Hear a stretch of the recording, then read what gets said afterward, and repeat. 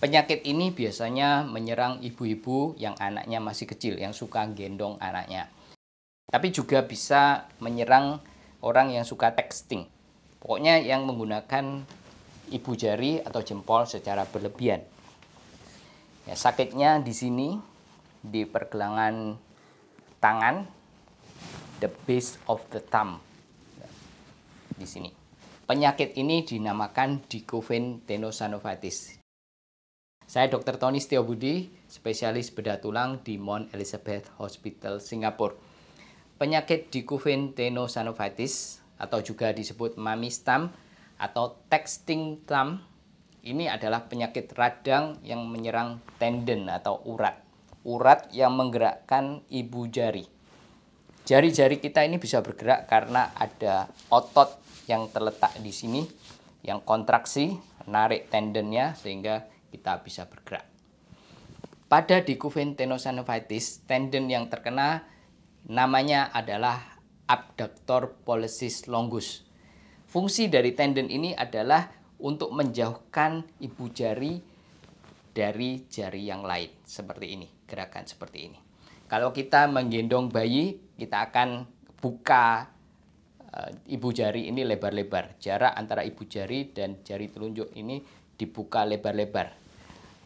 Tendon ini bergesekan dengan tunnel yang ada di tulang, ya, di distal radius.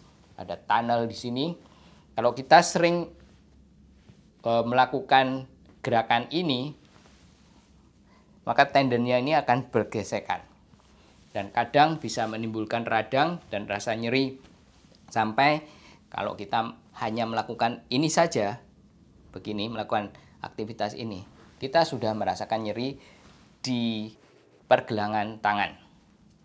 Kalian bisa melakukan tes sendiri dengan mudah untuk tahu apakah Anda terkena Dicoven tenosynovitis. Nama tesnya adalah Finkelstein test.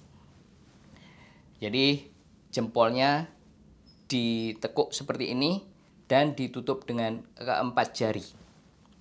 Lalu kita luruskan. Ini bengkong, lurus. Kalau kita luruskan dan kita merasa rasa nyeri di pergelangan tangan di sini, ini artinya positif untuk Dicoven tenosynovitis. Bagaimana cara untuk mengatasi radang di jempol ini?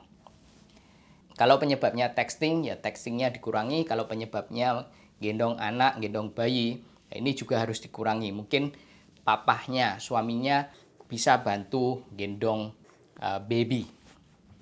Tapi penyakit Dicoven tenosynovitis ini, walaupun namanya mummy thumb, ini bisa menyerang ayah, papa, atau bisa menyerang grandfather, grandmother, kakek, nenek. Jadi bukan hanya menyerang mami, tapi lebih sering terjadi pada mami karena mami yang paling sering gendong babynya. Oke, itu nomor 1, menghindari aktivitas yang menyebabkan rasa nyeri. Nomor 2, bisa memakai splint, namanya Dicoven splint, supaya tendonnya ini bisa istirahat. Nomor 3, kalian bisa menggunakan cold compress, kompres air dingin untuk mengurangi radang.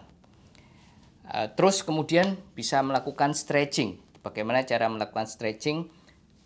Jempol disentuhkan pada jari kecil seperti ini. Ini untuk stretch tendon seperti ini.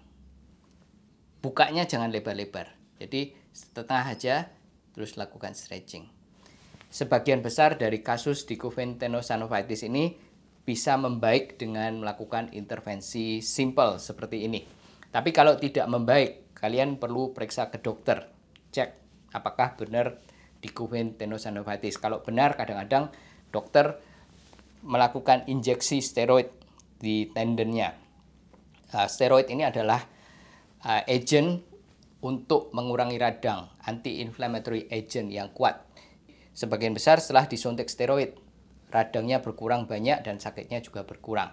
Tapi kadang-kadang kalau kita tetap melakukan hal yang sama yang menyebabkan masalah ini, sakitnya atau radangnya bisa balik lagi. Dan injeksi ini maksimum bisa dilakukan kalau saya cuma 2 kali. Setelah itu saya tidak mau melakukan lagi karena ada risiko tendon rupture, tendonnya bisa putus kalau disuntik terlalu sering. Kalau tetap kambuh terus setelah disuntik 2 kali, maka penanganan berikutnya adalah operasi. Operasi ini adalah the most definitive treatment untuk membuka tunnel. Jadi setelah tunnel dibuka, friction atau gesekan dari tendon ke tunnel itu sudah berkurang banyak, sehingga radangnya juga bisa cepat sembuh. Kalau kalian punya penyakit Dickuvin-Tenosynovitis, Mummies thumb atau texting thumb, kalian bisa lakukan intervensi simple yang saya sebutkan tadi. Kalau tidak bisa, kalian perlu periksa ke dokter.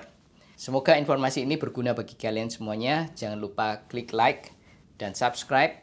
Kalian bisa share video ini ke teman-teman yang lain. Dan saya akan terus bagikan info-info kesehatan yang berguna, yang akurat, up to date, dan bisa dipercaya. Stay safe and I hope to see you again in my next video. Bye-bye.